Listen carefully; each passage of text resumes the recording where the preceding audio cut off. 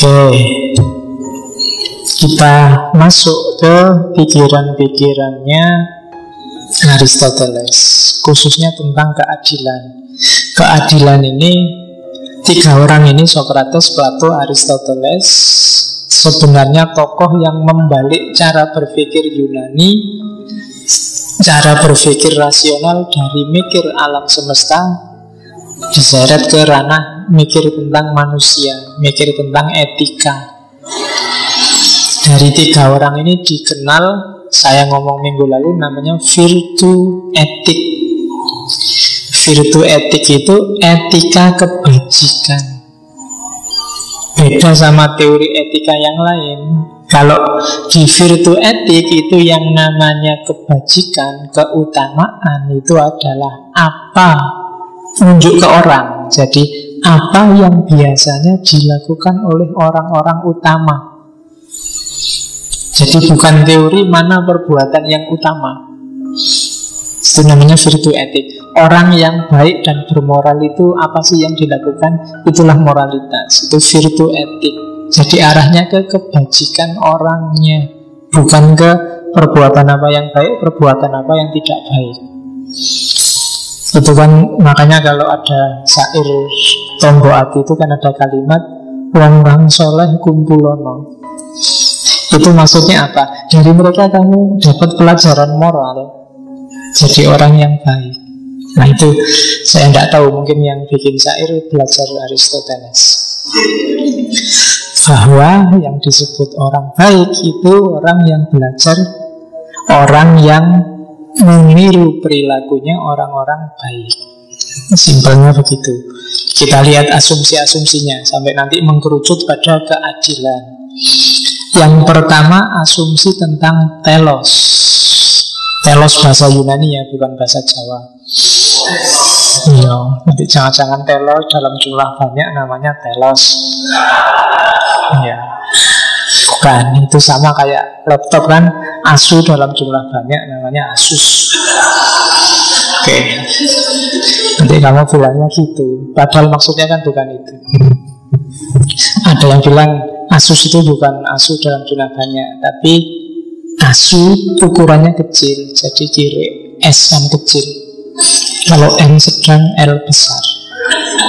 Jadi saya kemarin ada punya laptop merek kiri enggak?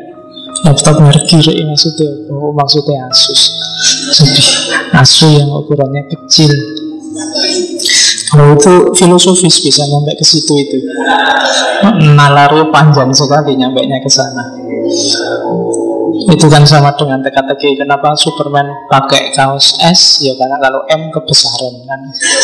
Sama dengan itu. Apalagi pakai XL. Oke. Cuma sebenarnya ya dia harusnya pakai M lah, karena kelihatan masih kekecilan itu kan, meledak sekali, tidak enak. Ya nanti dikasih tahu Superman ukurannya gantilah M atau L, lebih longgar. Oke. Terus telos itu tujuan. Maka pikiran apapun yang fokusnya pada tujuan namanya teleologis. Jadi dilihat tujuannya. Nah, asumsinya Aristoteles, segala sesuatu itu pasti ada tujuannya. Tidak mungkin enggak. Pasti ada targetnya. Apapun tinggal kamu tunjuk. Apa yang terjadi, apa yang ada di dunia ini, tidak ada yang iseng tiba-tiba ada.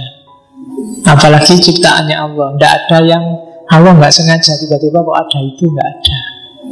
Semua pasti ada tujuannya. Tidak ada satu makhluk pun, satu ciptaan pun, satu peristiwa pun yang sia-sia. Al-Quran banyak mencontohkan. Tapi yang jelas asumsi pertama itu, ini namanya cara berpikir teleologis. Kamu dikasih teh itu tidak sekedar takmirnya iseng, tapi pasti ada tujuannya. Mungkin biar kamu mau datang, biar kamu betah, biar kamu tidak ngantuk, kan pasti ada tujuannya. Ada yang milih duduk nyari ada sendenannya, ada yang nggak dapat sendenan, ada yang Tapi pasti masing-masing punya reasoning. Dan biasanya itu tujuannya. Kenapa milih di belakang, kenapa milih di depan, itu pasti ada masing-masing ada tujuannya. Ada telosnya.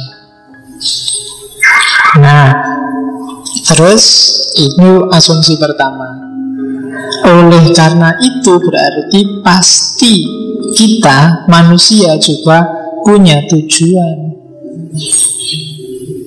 Dan disiplin keilmuan yang membahas apa sih tujuannya manusia itu namanya etika.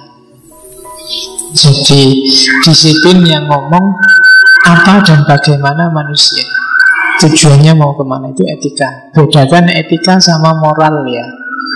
Kalau moral itu kamu harus jujur, kamu harus tekun, kamu nggak boleh bohong, itu moral. Etika itu levelnya di atas moral. Dia refleksi rasional terhadap moralitas. Etika karena dia levelnya lebih atas, maka pertanyaannya ya mengapa? Mengapa orang harus jujur? Mengapa orang kebanyakan itu? Mengapa kita harus saling menyayangi? Itu etika. Jadi refleksi rasional atas moral. Nah, manusia pasti juga punya tujuan. Setelah bahas panjang, Aristoteles menyimpulkan bahwa hampir semua orang sepakat tujuan hidupnya manusia adalah untuk nyari kebahagiaan. Tujuan puncaknya. Silahkan dicek, kata Aristoteles. Lupa ada orang yang targetnya harta ya Pak. Kalau kamu tanya lebih lanjut, kenapa ingin banyak harta? Karena ingin bahagia dengan harta itu. Tujuanmu ingin punya istri atau suami cakep. Sebenarnya kan tidak berhenti di situ, pasti ada kelanjutannya. Kalau sudah punya istri atau suami cakep, ingin bahagia dengan istri atau suami cakep itu. Tujuannya adalah ingin apa? Jaya, ingin sukses. Itu kan tidak berhenti di sukses. Kalau sudah sukses mau apa? Selalu begitu. Jadi tidak ada orang yang bisa mengingkari bahwa tujuan puncaknya hidup ini ingin bahagia. Kalau sudah bahagia, biasanya sudah nggak bisa ditanyakan lagi. Kalau sudah bahagia mau apa? Sudah susah, dia sudah puncaknya, ya selesai, sudah, wong itu yang dicari. Beda sama tadi, ingin harta. Kalau dengan banyak harta terus ngapain? Saya bisa beli macam-macam. Setelah beli macam-macam saya puas, maka saya bahagia. Bahagia selalu jadi terminal terakhir. Jadi segala sesuatu ada tujuannya. Adanya manusia juga pasti ada tujuannya. Dan tujuannya itu katanya Aristoteles kebahagiaan. Ya kalau orang beragama terus kurang mbak itu kebahagiaan dunia dan akhirat. Ya wis ora apa-apa. Yang penting kebahagiaan. Jadi itu katanya Aristoteles. Ya ini kan sebenarnya di Quran kan juga ada. Nah, kan ada ayat yang bilang afama khalaqnakum abasan. Apakah katanya Allah kita ciptain kalian itu hanya iseng saja. Abasa itu kan main-main, iseng. Jadi Allah nyindir kita. Emangnya aku nyiptain kamu itu iseng? Serius loh, ada tujuannya.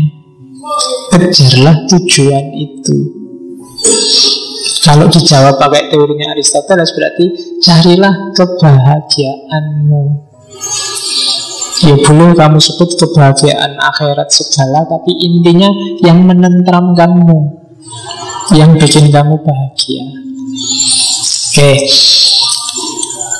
Terus Sokrates wanti-wanti, setelah saya teliti, ternyata secara umum orang punya anggapan ada 3 hal yang bikin dia bahagia. Di situ kurang satu. Yang pertama kehormatan, yang kedua kesenangan, dan yang ketiga harta. Apa? Kecukupan. Jadi 3 ini banyak orang bilang bisa bikin bahagia. Tapi apa iya katanya Sokrates? Coba dicek. Yang pertama, kesenangan. Apakah senang itu bisa membawa bahagia? Katanya Socrates, enggak. Jadi bahagia yang sejati itu harus bahagia yang jenis manusia. Kesenangan itu membawa kebahagiaan yang tidak berjenis manusia. Kesenangan membawa kebahagiaan yang sama aja, hewan juga senang. Kalau hanya sekedar minum kamu sudah bahagia, kamu keliru, karena hewan juga kalau haus minum.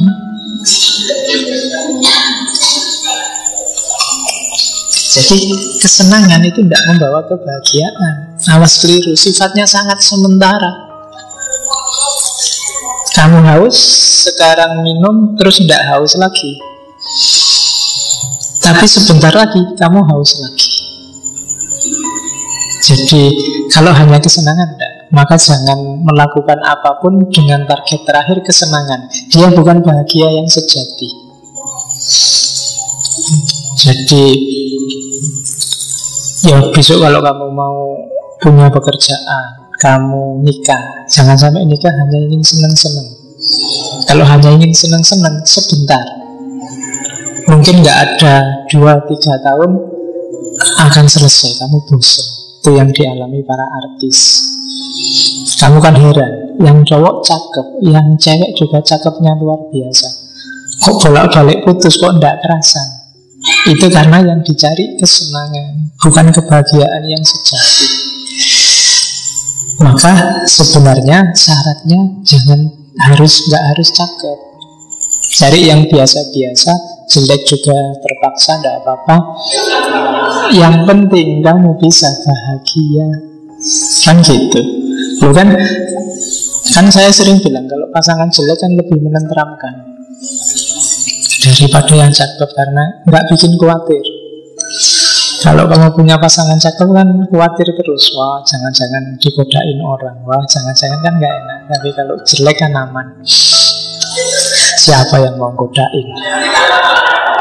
Oke, lebih bikin bahagia, lebih sejati, lebih abadi. Karena orang jelek ya sekarang jelek, besok tetap jelek.